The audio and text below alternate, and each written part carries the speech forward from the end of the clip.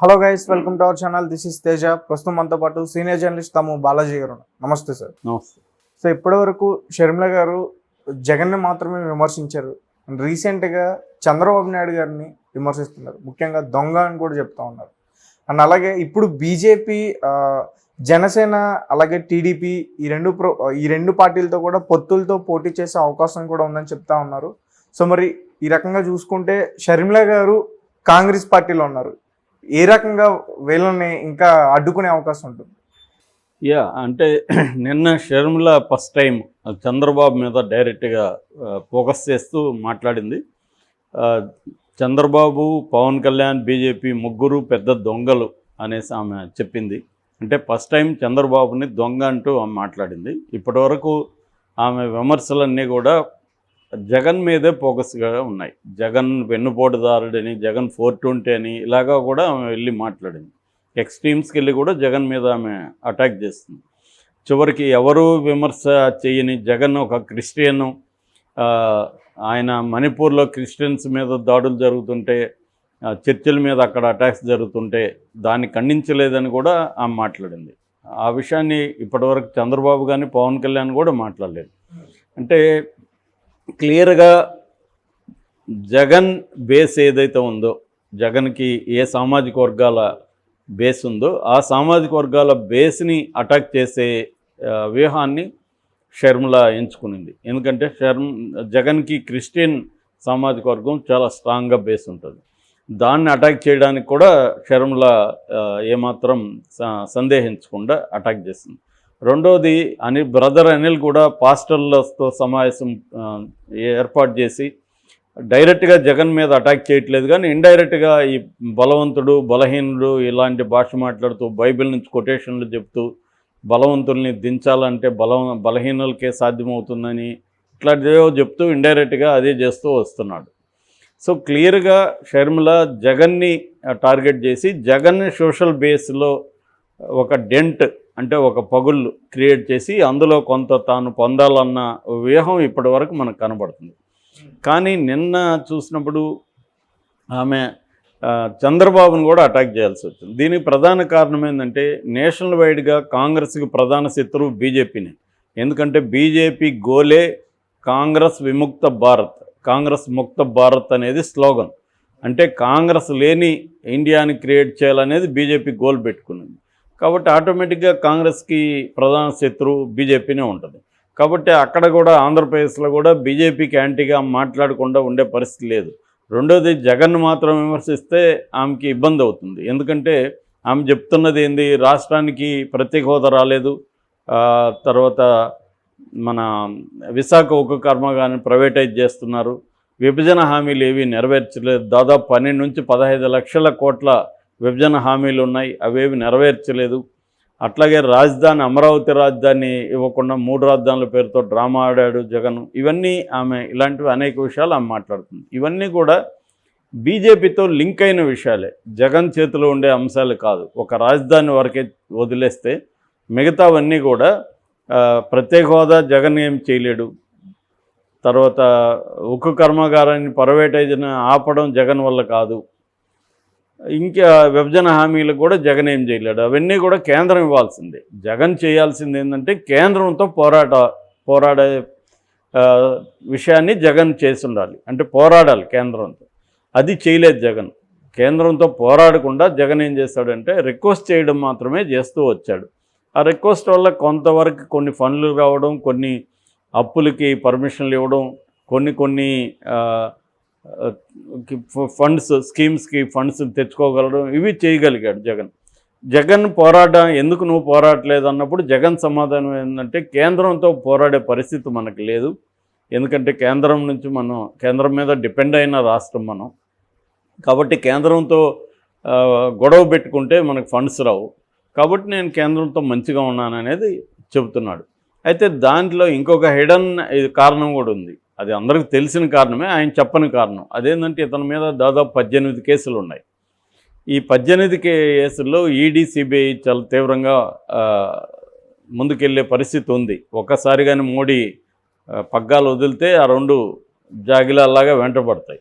కాబట్టి ఆ, జాగ్రత్తగా లేకపోతే జైలుకి వెళ్ళాల్సి ఉంటుంది జగన్. అందువల్ల కూడా పర్సనల్ రీజన్స్ వల్ల ప్రధానంగా మోడీతో అనుకూలంగా ఉంటున్నాడు. అయితే ఇక్కడ ఏంటంటే ఆంధ్రప్రదేశ్ ఇది, మోడీకి అక్కడ ఏ రకమైన వ్యతిరేకత లేదు. చంద్రబాబు కూడా 2019 నుంచి మోడీతోనే ఉంటున్నాడు. ఇంకా పవన్ కళ్యాణ్ బిగినింగ్లో పాచిపోయిన లడ్లు ఇవేవో అన్నాడు, దాని తర్వాత అతను కూడా ఎన్డీఏలో చేరిపోయాడు.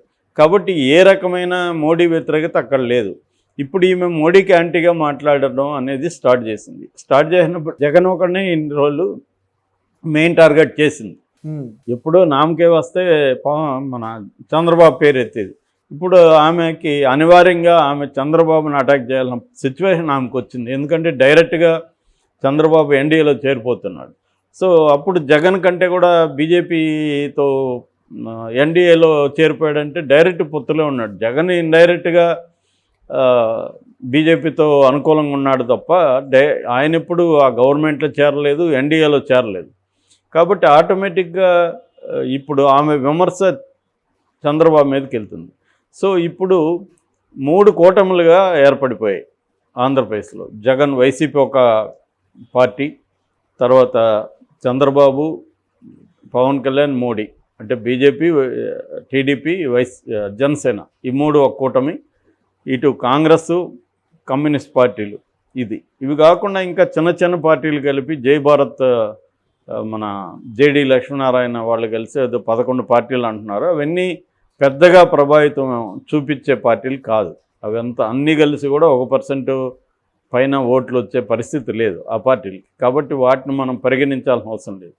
సో ఈ 3 కూటముల్లో ఇప్పుడు ప్రధాన చర్చ ఏంటంటే షర్మిల స్టాండ్ ఏంటి, షర్మిలకి ఓట్లు ఎన్ని వచ్చే అవకాశం ఉంది ఆ కూటమికి. షర్మిల అంటే కాంగ్రెస్, సిపిఐ, సిపిఎం, ఆ కూటమికి ఎన్ని ఓట్లు వచ్చే అవకాశం ఉంది, ఎవరి ఓట్లు ఆమె చీలుస్తుంది అనేది వాళ్ళ చర్చ.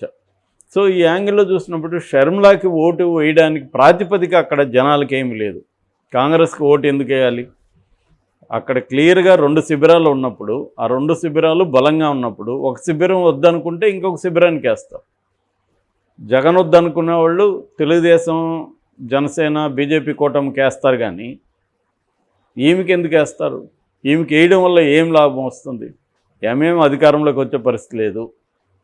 కాంగ్రెస్ మీద ఏమీ ప్రేమ లేదు. అక్కడున్న ఆంధ్రప్రదేశ్ జనాలకి కాంగ్రెస్ మీద కోపమే ఉంది ఇప్పటికి కూడా. సో అక్కడేమి ఒకరు కూడా బలమైన నాయకులు కూడా ఎవరు లేరు. ఇండివిజువల్గా ఏమన్నా వేద్దామంటే ఈమెకు కూడా అనేక ప్రశ్నలు ఉన్నాయి. ఎందుకంటే మొన్నటి వరకు తెలంగాణలో పనిచేసి తెలంగాణ నా ఊపిరి, నా ప్రాణం అని చెప్పి, నేను ఆంధ్రాతో కూడా పోరాడతాను తెలంగాణ ప్రయోజనాల కోసం అని చెప్పి, ఇప్పుడు సడన్గా కన్నీళ్లు పెట్టుకొని ఆంధ్రప్రదేశ్కి అన్యాయం జరిగిపోయిందంటే ఎవరు కూడా అక్కడ నమ్మరు. 10 ఏళ్ళుగా మరి ఏం చేస్తున్నావు అన్యాయం? ఇప్పుడు కాదు కదా అన్యాయం, 10 ఏళ్ళ నుంచి జరుగుతుంది కదా, ఏం చేస్తున్నావు అన్న ప్రశ్న వస్తుంది. నీకు అక్కడ కుదరక అక్కడ అంగడి మూసేసి ఇక్కడ షాప్ ఓపెన్ చేసి మాట్లాడద్దు అన్న ఇది జనాల్లో అక్కడ ఉంటుంది. అట్లాగే ఆమె ఆశించినట్టు వైసీపీ నుంచో తెలుగుదేశం నుంచి ఎవరు వచ్చి చేరలేదు. వెళ్ళిన ఒక ఆయన రామకృష్ణారెడ్డి కూడా, ఆళ్ళ రామకృష్ణారెడ్డి వెనక్కి వచ్చేసాడు. ఎవరు లేరు. అంటే వ్యక్తులుగా పార్టీలోకి ఎవరు కొత్తగా రాలేదు. ఓట్ల షేర్ కూడా ఆమెకేం పెరిగే అవకాశం లేదు. మహా అంటే ఒక 0.5% పెరిగితే పెరగాలి, అది కూడా కష్టమే. కాబట్టి ఆ 1%, 0.5% అనేది ఆమె జగన్ వ్యతిరేక ఓటునే చీల్చే అవకాశం కనబడుతుంది, జగన్ ఓటు కంటే కూడా. ఆ మేరకు అల్టిమేట్గా జగన్కే మేలు జరిగే అవకాశం ఉన్నట్టుగా మనకు అర్థమవుతుంది. అందుకని చాలామంది ఇప్పటికి కూడా ఎక్కడన్నా పోయినప్పుడు అడుగుతున్నారు, సార్ షర్మిల నిజంగానే జగన్కి వ్యతిరేకంగా ఉందా, లేకపోతే జగన్ పెట్టిన మనిషి అయినా సార్ అని. అంటే చాలామందికి ఏంటంటే షర్మిల జగన్ బాణమే, ఇప్పటికి కూడా జగన్కి అనుకూలంగా జగన్ ఎంతో కొంత ఓటు చీలుస్తుందనే ఈమెను దించాడు అన్న అభిప్రాయం కూడా చాలామందిలో ఉంది. అందుకనే జగన్నే ఆమె టార్గెట్ చేసింది. జగన్నే చేయడం వల్ల జగన్ వ్యతిరేక ఓటు తనకు వస్తుంది, కొంత చీల్చుతుంది ఈ కూటమి నుంచి అన్న అభిప్రాయం కనబడుతుంది. ఇప్పుడు ఆమె చంద్రబాబును కూడా అటాక్ చేయడం అనేది కూడా దానికి హెల్ప్ అవుతుంది. ఎందుకంటే చంద్రబాబు దొంగే, జగను దొంగే అన్న ఒక నెరేటివ్ని ఆమె బలంగా తీసుకెళ్తే అప్పుడు వీళ్ళిద్దరికీ ఓటు వేయద్దు అనుకునేవాళ్ళు ఎవరైనా ఉంటే నోటా బదులు ఈమెని సెలెక్ట్ చేసుకోవచ్చు, కాంగ్రెస్ కూటమికి ఓటు వేయచ్చు. సో ఆ రకంగా జగన్కే వెళ్ళిపోతుంది అల్టిమేట్గా. ఈమె చీల్చే 500 1000 చీలిస్తే కొన్ని నియోజకవర్గాల్లో అయినా అది ఆ మేరకి కొంత ప్రభావం చూపచ్చు అనేది ఇప్పుడు చెబుతున్నారు. ఇది ఏం జరుగుతుందనేది చూడాలి.